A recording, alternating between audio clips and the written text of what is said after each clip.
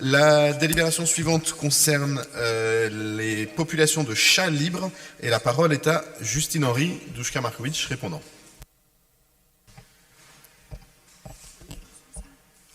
Je vous remercie, monsieur le maire. Effectivement, on aborde énormément le sujet du bien-être animal ce soir et cette délibération est particulièrement focus sur ce sujet puisqu'il s'agit de la gestion des chats errants dans Paris qui sont à peu près 500 à ce que j'ai pu comprendre. Et donc forcément qui dit chat errant dit abandon des animaux de compagnie et notamment effectivement des chats. Donc j'ai tout d'abord une question. Est-ce que ces chats qui sont errants sont identifiés comme étant des chats errants donc appartenant quelque part à la société publique ou pas du tout. Sinon, effectivement, c'est aussi un risque que des personnes puissent abandonner leurs animaux et leur faire rejoindre ce contingent de chats errants. Donc je voulais insister sur ce point puisqu'il y avait récemment une campagne pour l'identification des animaux de compagnie. Donc je voulais rappeler à quel point c'est aujourd'hui un moyen de lutte contre l'abandon des animaux de compagnie et le gouvernement s'est extrêmement engagé sur ce sujet.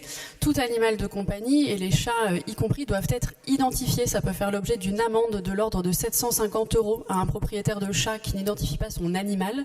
Le but étant effectivement d'éviter l'abandon.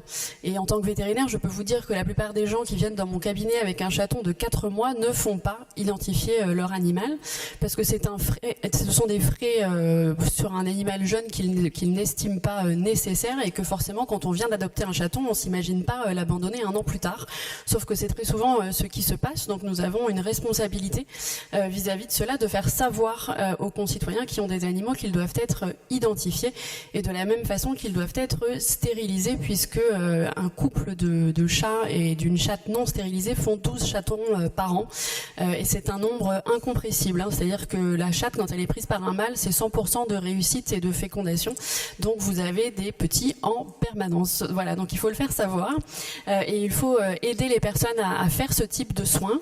Il y a aussi des enjeux de santé publique, que ce soit des parasitoses digestives ou des gales ou des parasitoses cutanées et aujourd'hui le gouvernement via le plan de relance a mis énormément de financement pour permettre aux personnes qui sont dans le besoin ou qui ont des revenus limités d'avoir des frais vétérinaires où ils ne payent qu'un seul tiers de la facture. Ça s'appelle Vétérinaire pour tous, l'association, et donc les personnes qui sont non imposables donc au niveau des impôts et qui soit perçoivent l'AAH, le RSA ou le minimum vieillesse peuvent disposer de ce dispositif et donc avoir des frais vétérinaires de qualité à un prix réduit pour eux et pris en charge par des subventions de l'État. Voilà, donc je voulais vous faire part de toutes ces informations pour qu'elles soient essaimées autour de nous et qu'on fasse de mieux en mieux pour nos animaux. Je vous remercie. Merci beaucoup pour ces éléments, comme quoi on en apprend absolument tous les jours. Duška Marković. Merci pour cette intervention. Donc effectivement, déjà le premier point, c'est la distinction entre chat errant et chat libre. Quelle est cette distinction? Eh bien tout simplement, le chat errant, il est chat errant, et le chat libre, c'est un chat qu'on a capturé, qu'on a trappé, comme on dit, qui a été donc pucé et stérilisé. La différence, c'est que tout simplement, les chats errants qui ont été donc attrapés, les associations qui prennent justement la charge de ces chats essayent de voir si ce chat peut retourner en fait à l'adoption, s'il peut être de nouveau être en famille d'accueil ou dans une famille adoptante ou pas. Et en fait, les chats libres, ce sont des chats qui tout simplement sont trop sauvages, qui ne peuvent pas être adoptés, et donc c'est pour ça qu'ils sont relâchés. Sinon, bien sûr, à chaque fois, les associations essayent de favoriser l'adoption, et notamment dans tout ce qui est la socialisation du chat. Donc les chats libres, ce sont tout simplement des chats sauvages qui, pour le coup, ont été pucés et stérilisés grâce aux associations, et donc là, un grand merci à elles parce qu'elles font un travail formidable.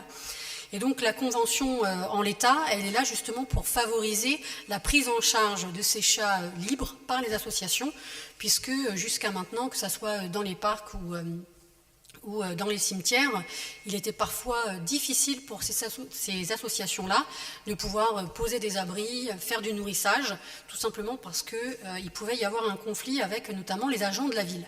Donc c'est vraiment, cette convention, elle est là pour apaiser les choses, pour pouvoir justement travailler avec les associations et favoriser justement la stérilisation et le trappage des chats donc errants. Donc c'est une très bonne chose. Ce qu'on peut constater aussi, c'est que pour la première fois, et c'est une avancée pour les chats parisiens, nous avons 15 000 € qui ont été donnés à 6 associations, justement pour favoriser le trapage, le nourrissage, la stérilisation et le puçage des chats. On est aussi en train de travailler sur un projet plus grand, d'envergure, puisque c'est d'essayer de transformer en fait la fourrière actuelle qui est gérée par la préfecture de police et de faire en sorte que la fourrière soit gérée en fait par une association, ce qui permettrait d'avoir un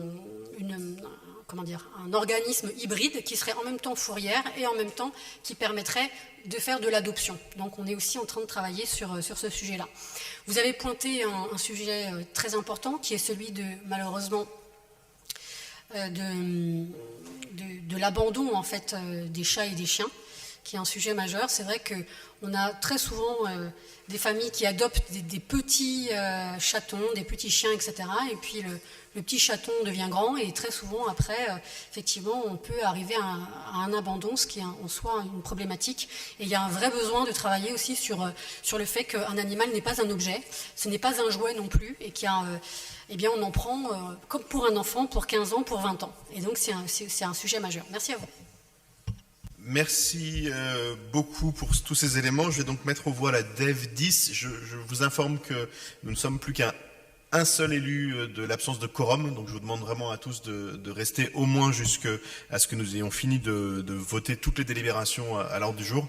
Car sinon nous ne pourrions plus délibérer valablement. Cela dit, ça va aller assez vite, il ne nous en reste plus beaucoup. Donc DEV 10, qui est pour? Unanimité.